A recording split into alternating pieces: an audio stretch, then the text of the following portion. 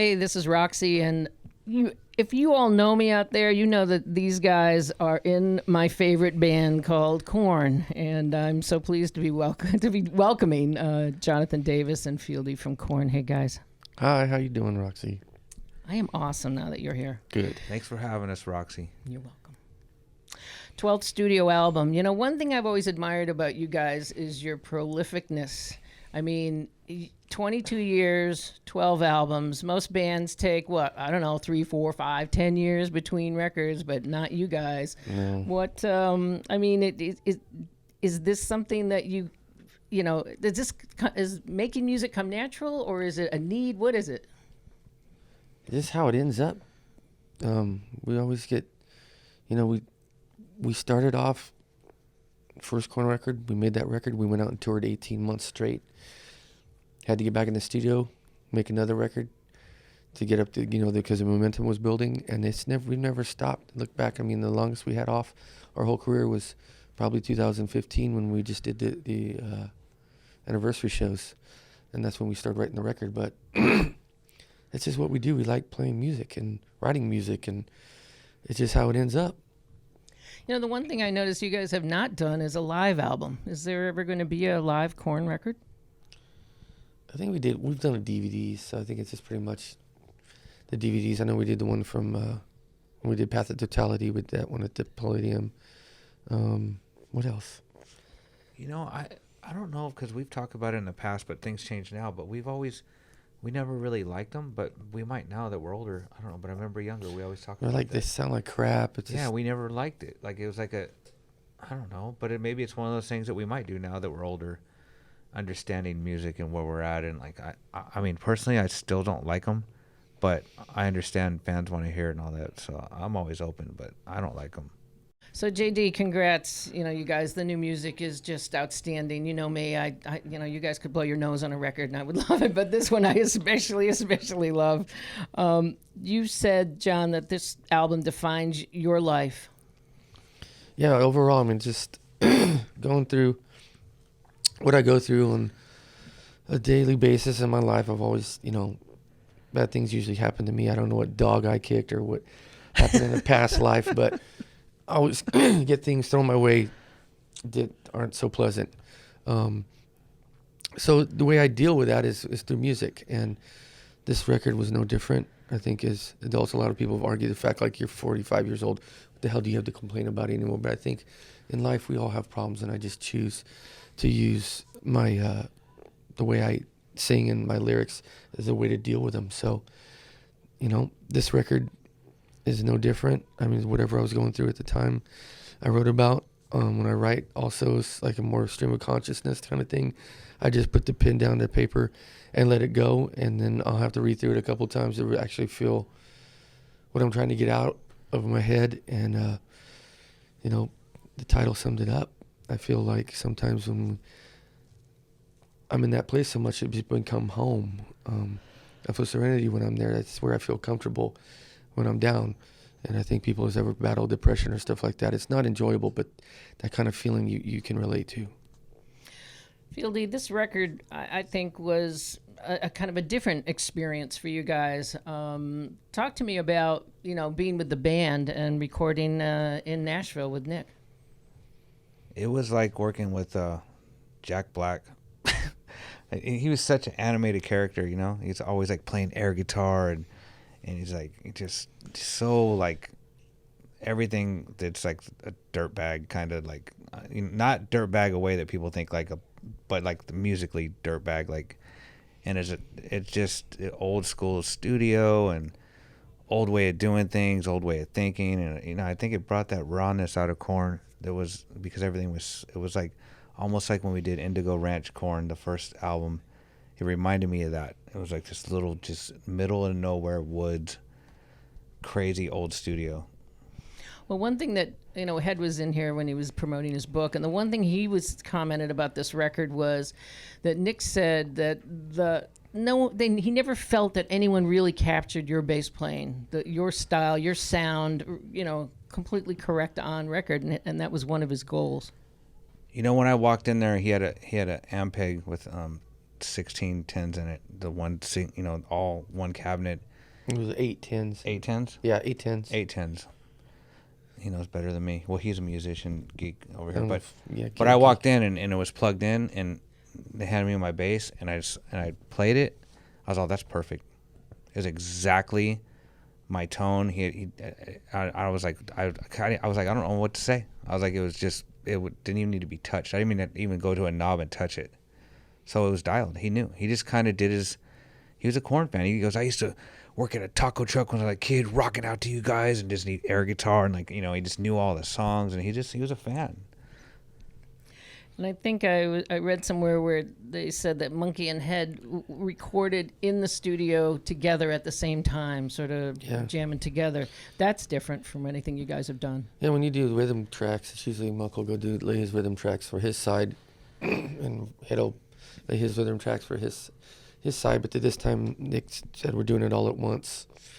They stuck them in the studio facing each other, and that's pretty cool. Yeah, that was cool to watch. It's fun. I mean, I'm glad you guys chose him. Actually, he's somebody that I think I threw a name out a while for your previous management a long time ago. I said, I think Nick Raskulinecz is the guy. You got to get these guys together, because I just thought that for sure he would bring the best out. But there were two kind of recording experiences, I guess. Fieldy with the band in Nashville, and you did your vocals back home. Yeah, I did them home. So I guess there was a point where, the band recorded a bunch of stuff. Nick brought it out to you, but you weren't feeling it. What was the story with that? I just wasn't feeling it. I had to go through a process of falling back in love with the heavy style of music of Korn. I had to go through lots of writer's block. There's all kinds of things, all kinds of issues, personal stuff swirling around me, and working with someone that really inspires me. It was all those things going on at once, but it was a battle that I was ready to take head on. I had that problem one time before, and that was with on the Untouchables album with Beinhorn, and I got through that, so I knew I could get through it.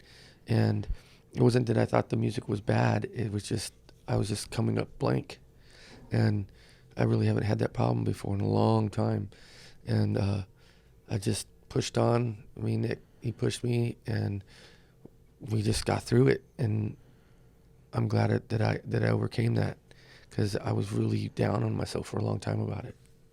Because I was wondering, how does the band react when you hear, JD's not really feeling it? Do you guys go, panic mode and maybe try to write something else? Or did you feel confident that he would relate to it eventually?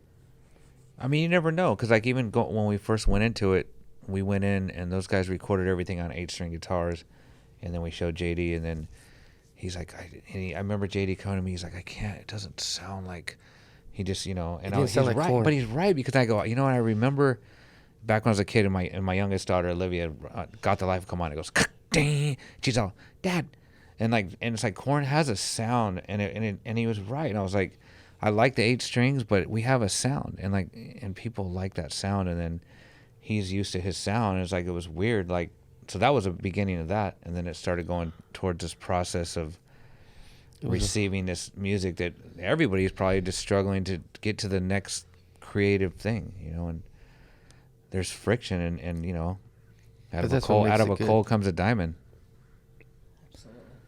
JD, you always write from a point of pain. And like you were saying, as you get older, maybe, one would think that, you'd become happy, like something. Well, I do. I'm happy in my life too. Don't get me wrong. It's just with Korn, with the music and the lyrics are dark, but I got an amazing family. I love my life. I love what I do. It's just the other, there's two sides to everything. Do you have a vision of things playing out in your head when you're writing lyric?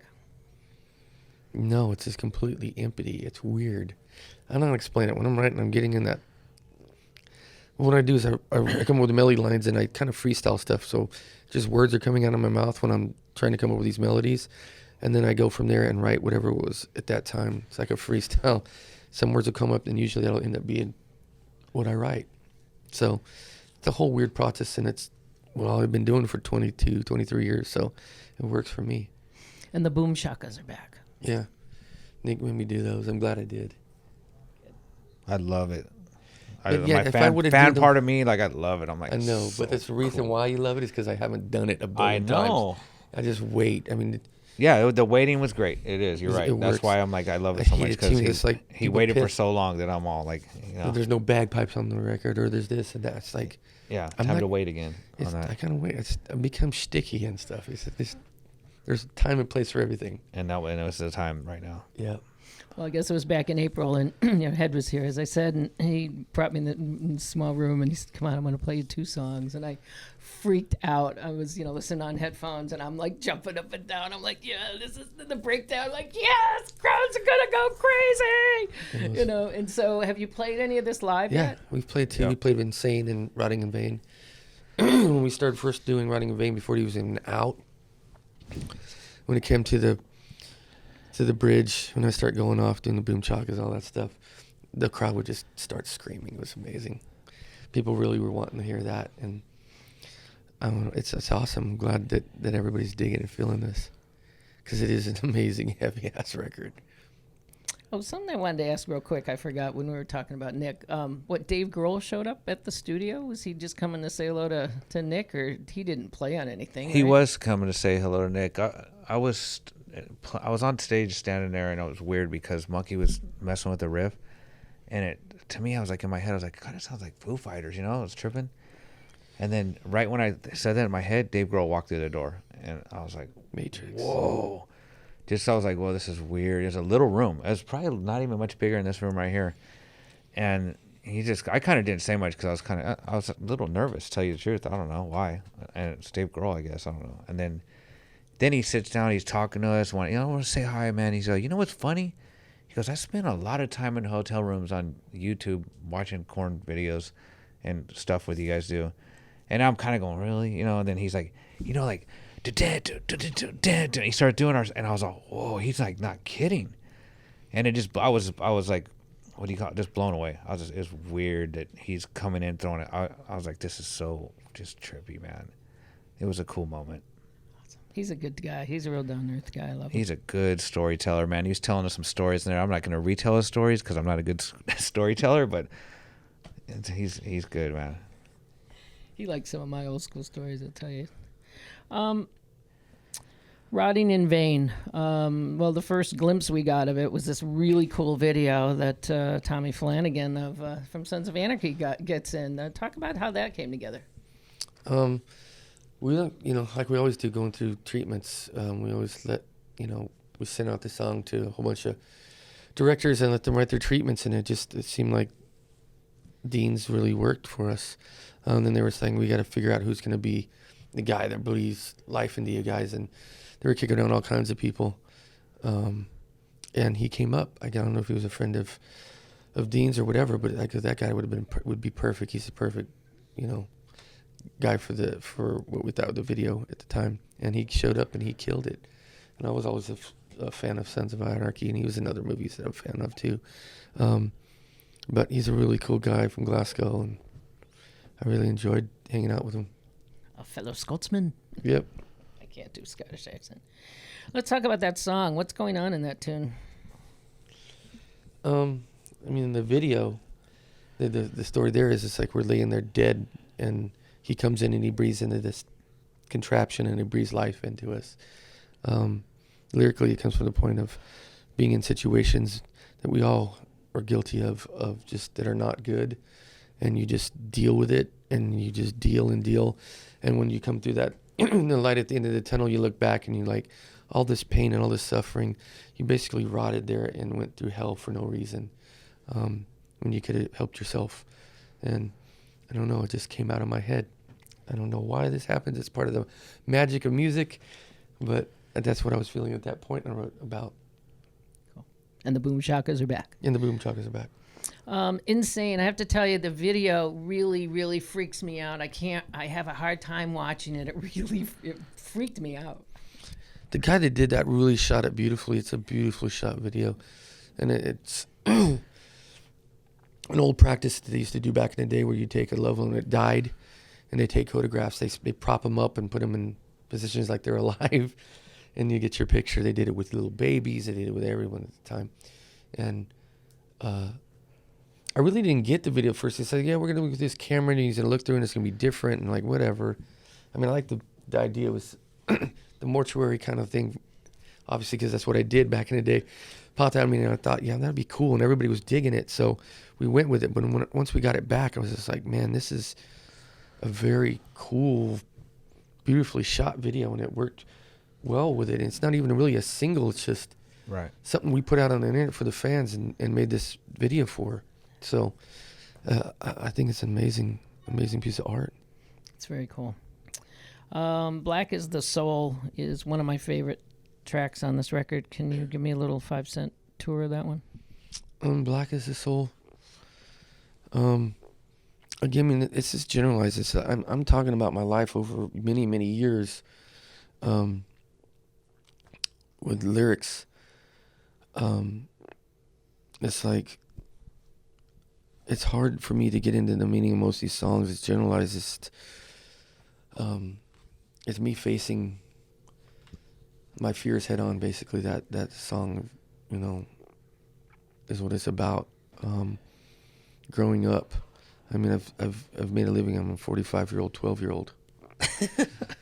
That's about, yeah. Pretty much, you know, my life consists of making music and playing video games, and then coming home and being a grown up, being a father. But I'm just a big kid. Me and my boys, we all just hang out, play video games, and at the studio in Oildale and Bakersfield. It's a huge old theater. It was built in 1928. So I built an apartment in there, and we stay there half the time. I don't even stay at my house.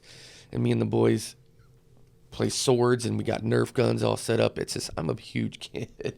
So, you know, it's me coming to terms with, you know, sometimes I have to be a grown up and I have to face my fears. And I'm afraid of everything in the world. And it's just, that song pretty much is about that, being empowered and dealing with things I have to deal with head on instead of running away. Corey Taylor is on a different world. Let's talk about that dynamic, because your voices together works really good. It was cool, you know. I didn't expect him to be on that. It was just, the song was done, and it was just, I always say The Matrix. This is my new thing, and how things, deja vu, or just like you said, you were thinking about Foo Fighters and Dave Grohl walks in. I think we're all interconnected in some kind of weird matrix. I even forgot what I was talking about right now. That you just kind of knew that Corey was probably going to end up being Corey on was going to end up being on. Anyway, when I said a Matrix, we're in the studio. All of a sudden, Corey texts Nick, and he said he was around, or he texted me, something happened, and Corey came up. That's when I go, you know what, man, he would be awesome. That's the guy. Because we're trying to figure out who I want to collaborate with. I've collaborated with everybody pretty much I want to collaborate with. And I'm like, you know, that's the one. That's the guy. And I texted him, like, you want to be on a new KORN track? He's all, hell yeah, when and where? What do I do? So he was home doing something. He couldn't come out to Bakersfield, so he met Nick out in Nashville. And he did great on the song. I already did my parts. I'm like, do what you do, man. And I like the way he did it at the approach. He starts creeping in underneath the song. You can start slowly hearing his voice under mine, and it crescendos up into the middle part where he sings, and then it's just full on at the end. So the song came out great. Take Me. I love the little jazzy refrains in that. I didn't know how else to describe it, but it is definitely different. It's a cool vibe. It was originally one of the demos I did for some solo stuff back in the day, and Nick heard it and really liked it, and he played it for the guys, and they really liked it, but we didn't make it a KORN song, not a JD song. So the band totally redid the music, and we put it all the two together, and it came out really well. It's a song of what I go through. I've been sober 18 years from alcohol. Not a day goes by, or not at least one time a week, that I hear that the alcohol calling me, talking to me, telling me to drink it, and that's just addiction. That's just what it does. So I wrote a song about that, and it was inspired from another song called Alcohol by, I gotta stop banging my head so much I forget. Brad Paisley. Well, it doesn't help that you slept 3 hours either. Yeah, and then only slept 3 hours today. Brad Paisley, a country artist who I think is a shredder on guitar. He's an amazing guitar, amazing player. I mean, he's, in my book, he's second to Roy Clark. Roy Clark from the Hee Haw days. That guy can pick like crazy too. So I really like Brad Paisley a lot.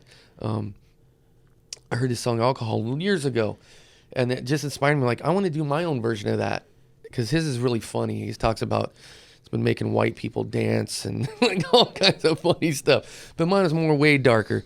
So I did the song, and guys came back with a totally new music, and it has bred this new life into the song, and it really special song now. I like it a lot. Fieldy, what's your favorite song on the record? You know, right now, it's really tough because it's all really new. But I hate to say it because it sounds, but I really like Rotting in Vain. I like playing it live. I like all the parts. It's just pumping, and it kind of has everything in KORN that I guess you'd say all the bells and whistles. And I just like it. And I know it sucks to pick that song, but it is what it is. I love everything in it. John, if you had to pick one, what would be yours? My favorite one. I'm trying to get the titles. What was it originally called? I'm trying to think what my favorite one is. I have all the titles here. I'm thinking, I think A Different World with Corey. That or Come For Me. Yeah, we're listening to A Different World last night. It's pretty cool too. It's really good. It's really cool. It didn't, like you said, the way that, because you know, the more you hear it, and the Corey like starts, and you kind of like, what is that other voice? And it just creeps in, and gradually, it's almost like and it comes in. It's kind of cool, yeah. And you know what gives me goosebumps is the hating. I mean, when that. Yeah, it's cool. There's a lot of cool. Yeah, it's hard to pick. I can't really pick it. I mean, those ones off of my top of my head, but Insane's amazing. It's so heavy. Insane is it's.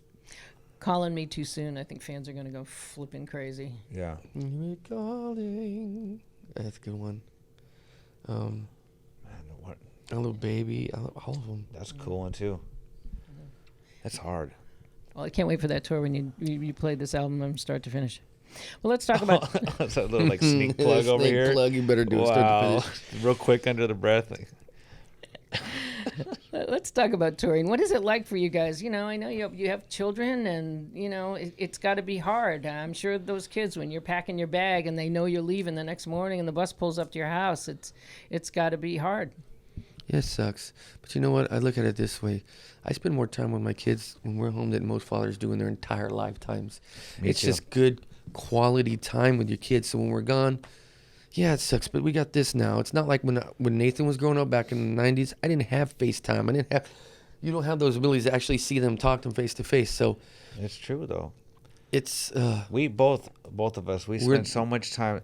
I've spent so much time with my kids right now that I could never spend any more time with them for the rest of their life, and it's still most parents. But like we just had our boys out on tour with us. You know, he had his boys out for a lot longer, but I had mine out for the first half, and he had them out for a lot. But we're like, and then when we're home, we're with them like 24/7, and it's like without them. And it's all that they know. It's all that we've ever done. So it's not like they're going, well, how is it like this now? Well, it's always been this way. Totally. And it does suck, but we're building a great life for them. They get the advantage of having just real good quality time with us, and when they get older, when they want to go to school, they can go to school and do the things that the opportunities are there for them. Okay. What satisfies you more, recording or touring? They're different. They're different. You can't put those together. I'm such a freak. I record and tour at the same time. I need both. I mean, I haven't been able to this tour because my bus is set up in some weird ass country configuration where they don't have a table in the front. I can't set my stuff up on. But yeah, I love both. I got to always keep doing both. What would you guys do if you weren't in this band? Oh, man. If I wasn't in this band, I would probably be taking care of kids, because like I guess when I'm with my kids is my other fun time is when I'm just diving with all the kids and I'm doing things with them, and I'd probably start a big soccer team or something, gathering. You'd have 20 a daycare or something. Just because it's like when I have the most fun. My other fun is when I'm with all the kids, and I just dive in and you get away from the whole world and you're just with your kids, just doing. So I'd probably be something like that for me. I mean, you guys have been touring for decades. What kind of ailments? I know Monkey has worries about his back, has back problems. Do you have any issues from doing this for so many years, headbanging and stuff? I can't remember anything. It hurts, but it's so worth it. Oh. You learn to like your pains. You learn to kind of like when I get some free time, I know how to grab my own neck and I can sit here and just like kind of rub it out and I'll do it through the day, because you got these pains. My biggest like struggle, honestly, it's just the traveling. It's hard. You don't sleep good. On the road. When I'm at home, I got no problem, but out here, I just don't sleep good, and but I think it's what creates us out here is to be able to do what we do. Is because when you're kind of tired, it makes you a little bit crazy. So that's why we're a little crazy up there when we rock out. And even for you, like you think he slept like 3 hours last night, and it's probably because it takes that to set. He's hyper. Settle him down to be able to. I can't after a show. I don't go to bed till like 9 in the morning sometimes. So it's just part of it. It's part of it. But it's very, fans walk up, they go, "You look tired." I am. And I wish back then when I could drink. I mean, we've always been. I think all of us. I think that's why we all drank so much in the beginning too. We were so up. I drink to pass up so I could go to sleep. Yeah. Because you medicate. You just want to go to bed. You can't because you're so hyped. Still to this day. When you're done. Yeah. When I'm done with the show, I'm so pumped. Hyped. Like it takes 5 hours to calm down. Like and we get off at 11, so come on. It's just. I still as playing to this day. I remember we just played Insane, and I walked over to John on stage, and I go, right when he did the first line, I was like, I got chills all over my arms, and he got to the middle part, and I was so hyped that I almost threw up. I was like, oh, I could feel it like a fan. I was playing, but I was feeling the song. I was like, oh, and I was like. I couldn't breathe, and I was like, almost had to throw up, and I was like, that's how. So imagine that adrenaline, and then being done with that show, and I'm like, okay, we're done playing, and it's 11 o'clock at night. You're like, I'm not going to bed till 5. Not. You're still hype. I love it. Speaking, I was talking about Monkey and Head before. I just saw that they did an interview with Alternate Press, and they would like to see KORN go out with. Of Mice and Men and Bring Me the Horizon would be some newer bands that they were looking at. And does that sound like something you'd like to do? Whatever. I'll play with anyone. I would love that because we haven't done it, and I like to do something newer like that. It'd be cool. But whatever lines up, like we're always open. But that sounds like a pretty cool. That'd be fun. I love seeing what the kids are doing. Yeah, me too. And I say that trips me out saying the kids, but they really are. Yeah. It's awesome. It's true. You did the 20th tour. I know there were songs in there you guys hadn't done live prior to this, to that tour actually. Did it give you a new outlook on performing albums in their entirety? I don't ever play that one again, but that was something for the fans. That was like a thank you for being here for 20 years. I'm just going to face my demons head on and just let's do this record. And we did it for them. We did it for them because honestly, I'd look at Billy on stage and be like, this sucks. I hate this. Yeah. I want to get up and dance and have a good time. I'm fucking depressed.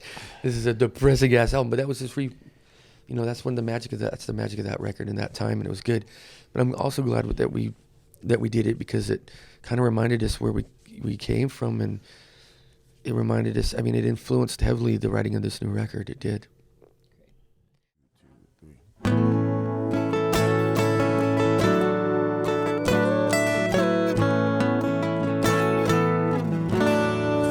Here I stand, broken pieces, memories that fall in my hands, taken for a fool. As they sharpen their knives, stab me with my trust once again. So many sinners, babe, just as saints.